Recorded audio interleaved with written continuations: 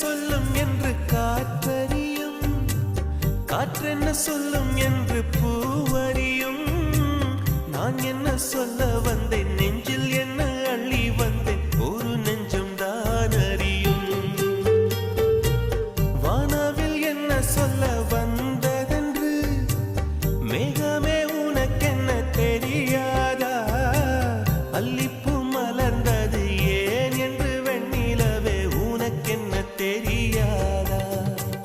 ஓ வலியா சுகமா தெரியவில்லை, சிறதா சிறையா புரியவில்லை.